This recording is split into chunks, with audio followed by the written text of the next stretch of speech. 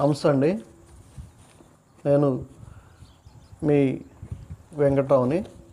నిత్యము అన్ఎంప్లాయ్మెంట్ అభ్యర్థులైనటువంటి వారి కోసం వారికి తెలియజేస్తున్నాం. ఈ వీడియోని చూస్తున్న మీరు వారికి సమాచారాన్ని తెలియజేస్తే మంచిదని భావిస్తున్నాను. ఈ యొక్క వీడియోని చూస్తున్నటువంటి అన్ఎంప్లాయ్మెంట్ అభ్యర్థులు మీకోసం చేస్తున్నాం కాబట్టి ఈ యొక్క వీడియోని మీకు ఉపయోగకరంగా ఉంటుందని తెలియజేస్తూ ఉంటున్నాం. కోర్స్ అయిపోయిన ఆ ఏడాది కానీ మరుసటి ఏడాది కానీ జాబ్లో సెటిల్ అయితే ఆ యొక్క ఆనందమే వేరండి. ఏజ్ ఎక్కువ అయ్యే కొంది సఫర్ అవ్వాలి, ఇబ్బంది పడాలి, సెటిల్ కాక అనేకమైనటువంటి ప్రాబ్లమ్స్ వస్తూ ఉంటాయి. అవన్నీ కూడా ఫేస్ చేస్తున్నటువంటి వారు వారి యొక్క అనుభవాలు ఎక్స్పీరియన్స్లు చెప్పారు కాబట్టి అలా ఉండొద్దు.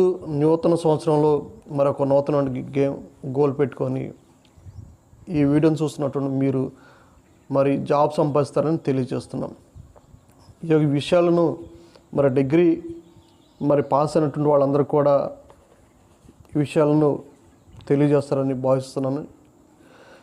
ఎందుకు ఈ విషయాలు తెలియజేస్తున్నానంటే మన దగ్గర ఉన్నటువంటి రాబోతున్నటువంటి వచ్చిన నోటిఫికేషన్ను మనం జాగ్రత్త చేసుకుంటే ఈ వచ్చిన నోటిఫికేషనే నాకు లాస్ట్ జాబు, దీన్ని కనుక కొడితేనే నాకు జాబ్ కంపల్సరీ కావాలి, నాకు అవసరం ఉంది, ఇదే నాకు ఫైనల్ అని మీరు ఒక ఏం పెట్టుకోండి.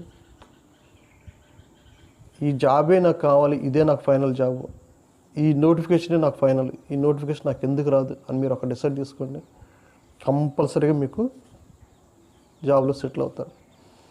మరి అనేకమైనటువంటి పోస్టులు ఈ 2026 సంవత్సరంలో మరియు మీరు ఎగ్జామ్లో పార్టిసిపేట్ చేయబోతున్నారు కాబట్టి వాటిని మీరు ఒక ప్లాన్ ప్రకారంగా ఇప్పటి నుండి మీ యొక్క ప్రిపరేషన్ ప్రారంభించి మీ స్టడీని కనుక మీరు కంటిన్యూ చేస్తూ ఆ యొక్క కాంపిటేటివ్ ఎగ్జామ్స్ ప్రిపేర్ అవ్వండి.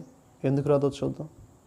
ఈ విషయాలు మాకు ఎవరు చెప్పలేదండి, మాకు తెలియని కూడా తెలియదు. ఇట్లా ఆనాడు ఆన్లైన్ వ్యవస్థ కానీ మరి యొక్క టీవీల ద్వారా కానీ మరి ఇట్లా పబ్లిసిటీ ఎక్కువ లేదు. ఒక నోటిఫికేషన్ ఎంప్లాయ్మెంట్ నోటిఫికేషన్ ద్వారా వచ్చేది, ఈ సమాచారం తెలిసేది కాదు. ఆ సమాచారం లేదు కాబట్టి ఈనాటికి మేము ఇలా వెనకపడి మరి ఉన్నామంటే ఆనాడు మాకు ఈ విషయాలు చెప్పేటువంటి వాళ్ళు లేరు. ఈనాడు మీ చేతిలోనే సమాచారం అంతా ఉంది మొబైల్ ఫోన్ ద్వారా. ఎప్పటికప్పుడు లేటెస్ట్ విషయాలు, అప్డేషన్ విషయాలు అన్నీ కూడా ఈ యొక్క మన యొక్క చేతిలో ఉంటున్న మొబైల్ ద్వారా, మీ చేతిలో ఉంటున్న మొబైల్ ద్వారా ఎప్పటికప్పుడు ఎక్కడ ఏముందనుకున్నది కూడా క్వశ్చన్స్ పేపర్స్ కానీ, ప్రీవియస్ పేపర్స్ కానీ, స్టడీ మెటీరియల్స్ కానీ, మరి ఏ విధంగా ప్రిపేర్ అవ్వాలంటుండే ఆ ప్రిపేర్స్ కానీ, మరి లేటెస్ట్గా వచ్చినటువంటి ఏఐ ద్వారా దీన్ని మీరు ఉపయోగించుకున్నట్లయితే మీరు అతి పిన్న వయసులోనే జాబ్లో సెటిల్ అవుతారు. అంత నాలెడ్జ్, అంత పవరు ఈ రోజుల్లో ఉంది. మరి నెట్వర్కింగ్ ద్వారా, మొబైల్స్ ద్వారా, మరి ఇంటర్నెట్ ద్వారా, కొత్తగా వచ్చినటువంటి ఏఐ ద్వారా అనేకమైనటువంటి విషయాలను ఇప్పటికప్పుడు లేటెస్ట్ కొత్త సమాచారం తెలియజేస్తున్నారు. దీని అంతటిని కూడా మీరు ఒకసారి ఉపయోగించుకోండి. మీరు ఏ పోస్ట్కి ప్రిపేర్ అవుతున్నా ఆ పోస్ట్కి ముందర నుండి మీరు స్టడీ చేసి మీరు ప్రారంభించి మీకు డౌట్స్ ఉన్నటువంటిది మీరు గూగుల్లో చెక్ చేసుకొని మీరు చూడండి ఎలా ఉంటుందో ఫ్యూచర్. కాబట్టి ఈ విషయాలను గమనించండి.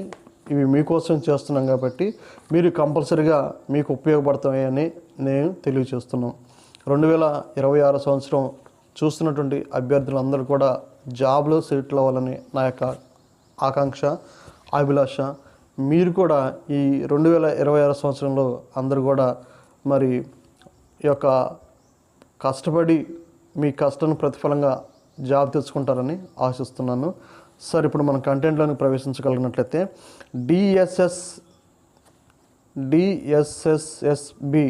ఎంటీఎస్ రిక్రూట్మెంట్ 2026 సంవత్సరంకు ఆన్లైన్ అప్లికేషన్ ద్వారా భర్తీ చేయడానికి 714 పోస్టులు మల్టీ టాస్కింగ్ పోస్ట్ ఇచ్చారండి. ఎవరిచ్చారు? Delhi subordinate service selection board వారి నుండి 2026 సంవత్సరంకు 714 పోస్టులు మల్టీ టాస్కింగ్ పోస్టులకు నోటిఫికేషన్ ఇవ్వడం జరిగిందండి. అప్పుడే ప్రారంభమైంది, స్టార్ట్ అయింది. ఇంకా మీరు దీన్ని ఉపయోగించుకుంటే మరి చాలా అదృష్టవంతులు. మనం చూడగలిగినట్లయితే కంపెనీ నేమ్ ఏంటి, ఎన్ని పోస్టులు ఉన్నాయి, అప్లికేషన్ ఫీజును కట్టాలా, ఏజ్ ఎంత ఉంటుంది, సెలక్షన్ ప్రొసీజర్ ఏదేమైనా ఉంటుంది, మనం ఏ వెబ్సైట్ నుండి ఏ వెబ్సైట్ సందర్శించాలన్నటువంటిది ఆ యొక్క వివరాలు చూద్దాం. అప్లై చేసేటువంటి వాళ్ళండి ఆన్లైన్ ద్వారా మాత్రమే అప్లై అఫీషియల్లీ వీరు ప్రకటించబడినటువంటి ఆ యొక్క వెబ్సైట్ ద్వారానే చేయాలండి. ఆఫ్లైన్ మోడ్ అంటూ ఎట్టి పరిస్థితుల్లో లేదు. ఈ యొక్క వీడియోని చూస్తున్నటువంటి మీరు ఆన్లైన్ ద్వారా మాత్రమే అప్లికేషన్ చేయవలసి ఉంటుంది. ఈ యొక్క బ్రీఫ్గా నేను మీకు చెప్పాను. ఈ యొక్క వివరాలన్నీ కూడా మనం ఇప్పుడు ఒక్కొక్కటి చూసుకుంటూ వద్దాం. కంపెనీ నేమ్ వచ్చిన తర్వాత అండి Delhi subordinate service selection board DSSSB. Post name వచ్చిన తర్వాత multi tasking staff MTS staff. Number of post వచ్చిన తర్వాత 714 ఉన్నాయి. ఈ పోస్టులకు శాలరీ 18,000 రూపాయల నుండి 56,900 వరకు ఉంటుంది. పే లెవెల్ 1 ప్రకారంగా గ్రూప్ C ప్రకారంగా ఉంటుంది. మరి క్వాలిఫికేషన్ ఏంటి అన్నట్లు మనం చూడగలిగినట్లయితే matriculation or its equivalent pass, minimum matriculation or its equivalent pass from మరి రికగ్నైజ్డ్ బోర్డు యూనివర్సిటీ నుండి పాస్ అయినటువంటి అభ్యర్థులు ఈ యొక్క పోస్టులకు అప్లై చేసుకోవచ్చు. ఏజ్ ఎంత ఉండాలి అని మనం చూడగలిగినట్లయితే ఏజ్ 18 సంవత్సరాల నుండి 25 సంవత్సరాలు ఇచ్చారండి. As per post age relaxation as per the మరి రూల్స్ ప్రకారంగా ఉంటాయని తెలియజేస్తున్నారు. మరి అప్లికేషన్ ఎప్పుడు ప్రారంభమైంది అని మనం చూడగలిగినట్లయితే అప్లికేషన్ స్టార్టింగ్ డేట్ వచ్చిన తర్వాత అండి 17/12/2025 ఈ యొక్క ఆన్లైన్ ద్వారా అప్లికేషన్ నోటిఫికేషన్ ప్రక్రియ అంటూ ప్రారంభించారు.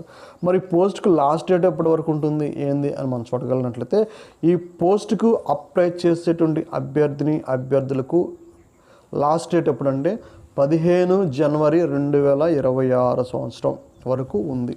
ఈ పోస్టులకు ఆన్లైన్ ద్వారా అప్లై చేయడానికి జనవరి 15, 2026 సంవత్సరం వరకు ఉంది. కాబట్టి ఈ వీడియో చూస్తున్న మీరు ఇప్పుడు మరి Delhi subordinate service selection board వారు ప్రకటించబడినటువంటి ఆన్లైన్ అప్లికేషన్ పోస్టులకు అప్లై చేయండి, స్టార్ట్ చేయండి, టైం ఉంది. మరి అప్లై చేయడానికి అండి బాగానే ఉంది. మరి ఏ వెబ్సైట్ నుండి అప్లై చేయాలండి అని మనం చూడగలిగితే ఆ విషయాలు కూడా ఇక్కడ మనం చూద్దామండి. ఏ వెబ్సైట్ ద్వారా ఉన్నట్టుంది.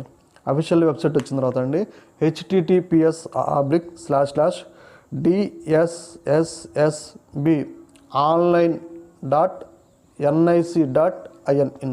మరొకసారి చెప్తున్నాను, ఈ వెబ్సైట్ సందర్శించి ఆన్లైన్లో అప్లికేషన్ చేయటం జరుగుతూ ఉంటుంది. మీరు గమనించండి. https://DSSSB online.nic.in ఈ సైట్ ద్వారా మీరు ఆన్లైన్లో అప్లై చేయవలసి ఉంటుంది. సరే, ఈ 714 మల్టీ టాస్కింగ్ స్టాఫ్ పోస్టులు ఏ పోస్టులు ఉన్నాయి, ఏ డిపార్ట్మెంట్ వారు కండక్ట్ చేస్తున్నారు, ఎన్ని పోస్టులు ఉన్నాయి, ఆ వివరాలన్నీ కూడా అండి ఒక్కొక్కటి స్పష్టంగా వివరంగా ఇక్కడ మీకు నేను తెలియజేస్తున్నాను. ఒకసారి చూద్దాం. మరి పోస్ట్ వచ్చిన తర్వాత మల్టీ టాస్కింగ్ స్టాఫ్ వచ్చిన తర్వాత మరి excess entertainment and luxury tasking department వారి నుండి 31 పోస్టులు ఉన్నాయండి. మరి లేబర్ డిపార్ట్మెంట్ వారి నుండి 93 పోస్టులు ఉన్నాయి. డ్రగ్స్ కంట్రోల్ డిపార్ట్మెంట్ వారి నుండి 6 పోస్టులు ఉన్నాయి. డిపార్ట్మెంట్ ఆఫ్ అర్బన్ డెవలప్మెంట్ వారి నుండి 9 పోస్టులు ఉన్నాయి. పబ్లిక్ గ్రీవెన్స్ కమిషన్ వారి నుండి 5 పోస్టులు ఉన్నాయి. NCC డిపార్ట్మెంట్ వారి నుండి 68 పోస్టులు ఉన్నాయి. రిజిస్టర్ కార్పొరేషన్ సొసైటీ వారి నుండి 23 పోస్టులు ఉన్నాయి. జనరల్ అడ్మినిస్ట్రేషన్ డిపార్ట్మెంట్ నుండి 99 పోస్టులు ఉన్నాయి. ఆఫీస్ ఆఫ్ ది లోకాయుక్త వారి నుండి 6 పోస్టులు ఉన్నాయి. మరి డెవలప్మెంట్ డిపార్ట్మెంట్ వారి నుండి 231 పోస్టులు ఉన్నాయి. డిపార్ట్మెంట్ ఆఫ్ ఫుడ్ మరి సప్లై వారి నుండి 140 పోస్టులు ఉన్నాయి. మరి సాహిత్య కళా పరిషత్ అండి, డిపార్ట్మెంట్ ఆఫ్ ఫుడ్ మరి సప్లై వారి నుండి 140 పోస్టులు ఉన్నాయి. సాహిత్య కళా పరిషత్ వారి నుండి 3 పోస్టులు ఉన్నాయి. ఈ విధంగా మొత్తం 714 పోస్టులకు మరి Delhi subordinate service selection board వారి నుండి నోటిఫికేషన్ అంటూ జారీ చేయడం జరిగింది. ఎడ్యుకేషన్ క్వాలిఫికేషన్ ఎంత కలిగి ఉండాలి ఏంటి అన్నటువంటి వివరాలు 1 by 1 ఈ యొక్క పోస్టుల వారీగా ఏ పోస్ట్కి ఎంత ఎడ్యుకేషన్ క్వాలిఫికేషన్ కలిగి ఉండాలి ఆ వివరాలు ఇప్పుడు మనం చూద్దామండి. Candidate must be citizen of India. ఈ పోస్టులకు అప్లై చేసేటువంటి అభ్యర్థులు అంటున్న వారు భారతదేశానికి చెందినటువంటి వారిగా ఉండాలి అని తెలియజేస్తున్నారు అనమాట. మరి ఇప్పుడు మనం చూసాము ఈ యొక్క ఎడ్యుకేషన్ క్వాలిఫికేషన్లో మనం చూడగలిగినట్టయితే ఏమి ఇచ్చినారంటే, ఎడ్యుకేషన్ క్వాలిఫికేషన్ వచ్చిన తర్వాత మరి మెట్రికులేషను, మరి board of recognised board, university, institute ఈ యొక్క డిగ్రీ చదివినటువంటి వారు, ఇంటర్మీడియట్ చేసినటువంటి వారు, 10th క్లాస్ చదివినటువంటి వారు, ఈ యొక్క ఎడ్యుకేషన్ చేసినటువంటి వారు ఎలిజిబిలిటీ అవుతారు. ఎలిజిబిలిటీ క్రైటీరియాలో మరి శాలరీ ఎంత ఉంటుంది ఏంటి ఈ యొక్క పోస్టులకు అన్నటువంటి వివరాలను మనం ఇక్కడ చూద్దాం. శాలరీ / స్టైఫండ్ అని ఇచ్చారు. Pay scale for all multi tasking staff MTS staff పోస్టులకు ప్రారంభ వేతనం 18,000 రూపాయల నుండి 56,900 రూపాయల వరకు ఉంటుంది. పే లెవెల్ 1 ప్రకారంగా శాలరీ అంటూ 18,000 నుండి 56,900 రూపాయల వరకు ఉంటుంది. మరి group classification group C, non gazetted, non మినిస్టర్లు, general, central service, non gazetted, non ministry as specified for the respective department వారికి కూడా సేమ్గానే ఉంటుంది అని తెలియజేశారు. మరి పోస్టులకు అప్లై చేయడానికి ఏజ్ ఎంత కావాలండి? ఏ సంవత్సరం వయసు ఉన్నటువంటి వారు ఈ పోస్టులకు అప్లై చేయవచ్చు అంటే అది కూడా మనం చూడగలిగినట్లయితే ఏజ్ వచ్చిన తర్వాత అండి, age limit for MTS post in all listed departments 18 సంవత్సరాల నుండి 27 సంవత్సరాల వయసు కలిగినటువంటి వారు ఈ పోస్టులకు అప్లై చేసుకోవచ్చు. ఇక్కడ డేట్ అన్నటువంటిది మరి ఏజ్ చాలా ముఖ్యమండి. ఏదో మనం అనుకుంటాం కానీ మీరు తెలియనటువంటి వారు చాలా కొన్ని వేల మంది ఒక్కరోజు 2 రోజులు ఆ డేటు మీకు ఆ నోటిఫికేషన్ చేయడానికి వచ్చిన తర్వాత మీకు ఆల్రెడీ డేట్ అయిపోయిందంటే ఆ బాధ ఇక వర్ణించలేమండి. అందుకే చెప్తున్నాను, వయసు అన్నటువంటిది మరి 18 సంవత్సరాల నుండి 28 సంవత్సరాల లోపలే ఉంటుంది. మీరు ఈ వీడియో చూసిన మీరు 18, 19 సంవత్సరాలు వచ్చినటువంటి ప్రతి ఒక్క అభ్యర్థులు పోటీ ప్రపంచంలో ఉన్నారు కాబట్టి మీకు వచ్చినటువంటి అప్లికేషన్ని, మీకు వచ్చినటువంటి నోటిఫికేషన్ని జారవిడ్చుకోవద్దండి. ఏ నోటిఫికేషన్ వస్తే ఆ నోటిఫికేషన్ ఇదే నాకు లాస్ట్ నోటిఫికేషన్ మీరు ప్రిపేర్ అవ్వండి. మీరు చిన్న వయసులో జాబ్ సంపాదించినటువంటి వారుగా ఉంటారు.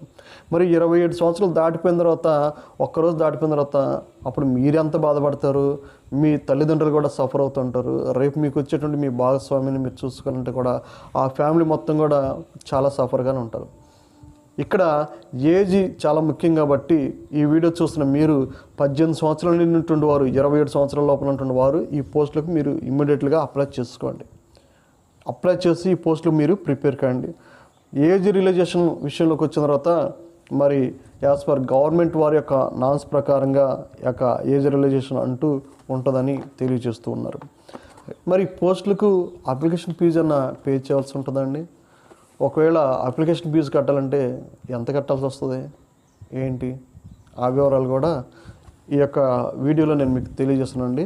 ఈ యొక్క ఫీజు డీటెయిల్స్ కూడా ఇప్పుడు మనం చూద్దామండి. ఫీజు ఎంత కట్టాలి ఏందన్నటువంటి ఆ వివరాలు కూడా క్లుప్తంగా స్పష్టంగా ఎవరు కట్టాలి, ఏ కేటగిరీ వరకు ఫీజు కట్టాలి, ఎవరు ఫీజు కట్టకుండా మరి అప్లై చేస్తే సరిపోద్దు కూడా ఆ వివరాలు కూడా అండి ఇప్పుడు మీకు వివరంగా నేను తెలియజేస్తున్నాను. ఒకసారి ఆ యొక్క ఫీజు డీటెయిల్స్ వివరాలు ఇప్పుడు మనం చూడగలిగినట్లయితే అప్లికేషన్ ఫీజు వచ్చిన తర్వాత 100 రూపీస్ అండి.